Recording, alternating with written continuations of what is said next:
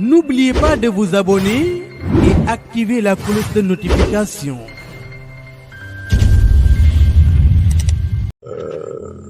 Rendre visite à l'hôpital régional de Ziguinchor aux manifestants blessés aujourd'hui par la gendarmerie. Nous avons pu en voir certains auxquels nous avons exprimé toute notre solidarité et nos vœux de prompt rétablissement. Les autres, nous n'avons pas pu les voir parce qu'ils étaient au bloc opératoire. Nous les souhaitons à tous un prompt rétablissement. C'est l'occasion de remercier, de féliciter les travailleurs de la santé et de l'action sociale de l'hôpital régional de Ziguinchor qui ont en fait fait tout ce qu'ils ont pu à l'endroit de ces blessés pour les mettre dans les meilleures conditions qui soient. C'est d'ailleurs l'occasion, encore une fois, de demander à tous les Sénégalais de se mobiliser pour un autre hôpital, parce que notre hôpital au Sénégal est nécessaire. Nous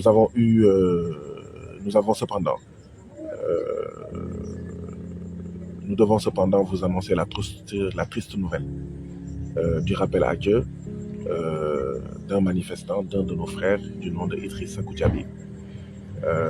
Nous avions dénoncé en fin d'après-midi l'usage de balles réelles par des agents des forces de défense et de sécurité du Sénégal pendant la manifestation.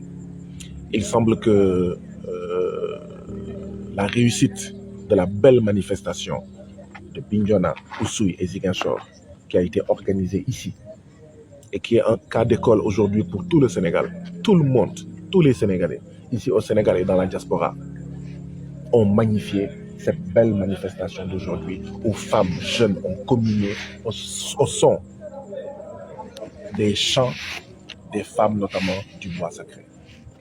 Il semble que le fait que malgré l'interdiction de notre manifestation, qu'on soit arrivé au rond-point Aline Sitoé Diatta ait rendu tellement fou Macky Sall qu'il a donné l'ordre de se déchaîner sur les manifestants. Parce que oui, les tirs à balles réelles ont commencé après le rassemblement au niveau du rond-point Aline Sitoé Diatta.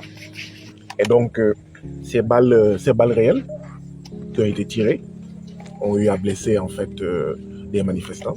Il y a 11 blessés, dont 8 graves et 4, il me semble, au bloc. Et une des balles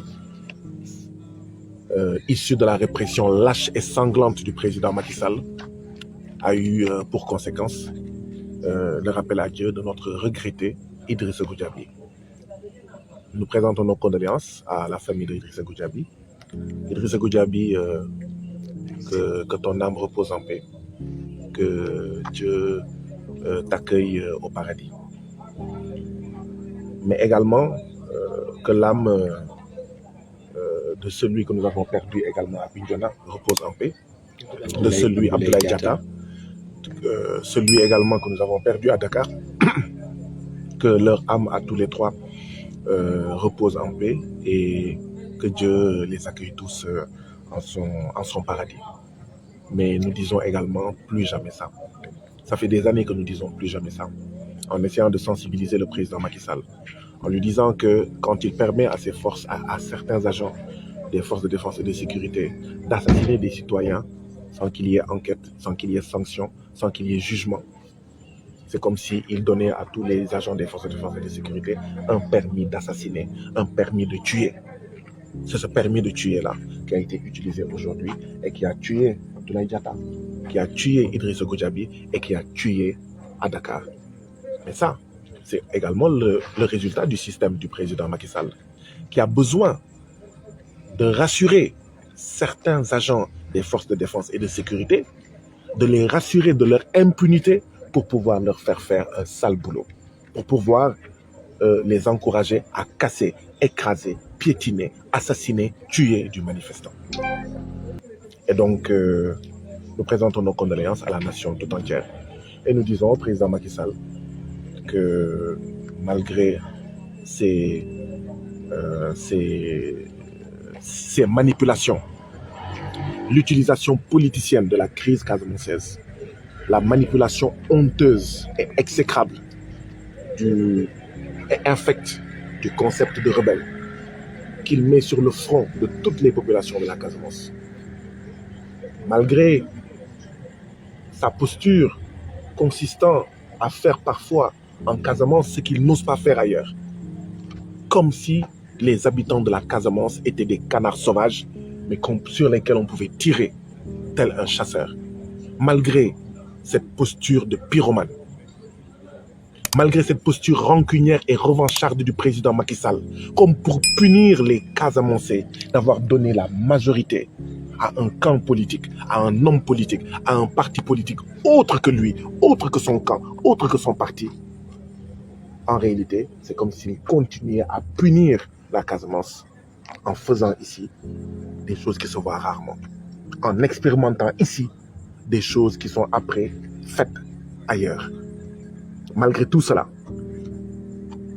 c'est aujourd'hui, plus que jamais, que nous tenons à un Sénégal un et indivisible, à un Sénégal un et souverain, à un Sénégal un et indépendant dans une Afrique une, souveraine, unie autour d'un gouvernement fédéral.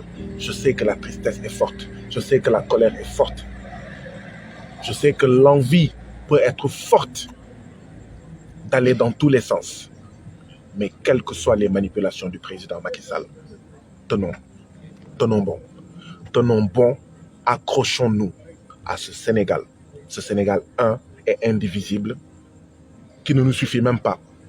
Ce Sénégal que nous devons rattacher à d'autres pays autour d'un gouvernement fédéral. Ce Sénégal va changer, cette Afrique va changer, et Inch'Allah, ça sera grâce à nous. La lutte va continuer, on va continuer à collecter des informations. Demain, avec les Yahoba, avec les Alassane Djedjou, avec les Abdou Sané et tous les autres, nous allons communiquer davantage sur la journée d'aujourd'hui et déjà commencer à réfléchir sur les perspectives. Mais la lutte va continuer parce que ça ne peut plus continuer. Dafadoy, ça suffit, trop c'est trop. Je vous remercie. N'oubliez pas de vous abonner et activer la cloche de notification.